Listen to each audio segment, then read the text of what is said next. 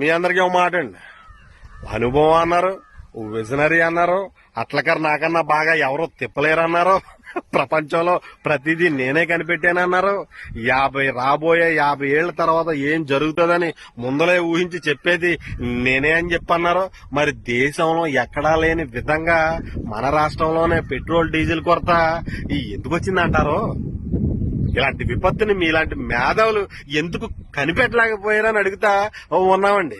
ఎండ వేడిని తగ్గించే మీరు సునామీని సైతం సముద్రంలోకి వెళ్ళిపోయి సింగిల్ హ్యాండ్ తో తిప్పేసేసి పక్క రాష్ట్రాలకు పంపేసే మీరు, హైదరాబాద్ బిర్యానీ కనిపెట్టిన మీరు, కరోనాకు మందులు కనిపెట్టిన మీరు, సెల్ ఫోన్లు కంప్యూటర్లు కనిపెట్టిన మీరు ఈ పెట్రోల్ డీజిల్ కొరతని ఎందుకు ముందలగానే కనిపెట్టకుండా ఉన్నారని అడుగుతా ఉన్నామండి.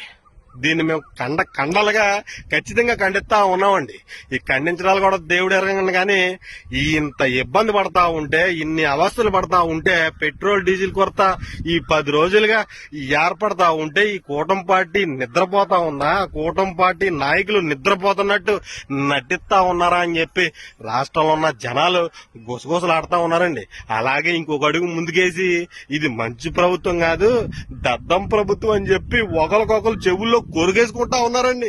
వాళ్ళు మాట్లాడుకుంటూ నా చెవుల్లో పడ్డాయండి. అందుకే మీ ముందుకు వచ్చి నేను చెప్తా ఉన్నానండి. మరి ఉంటామండి.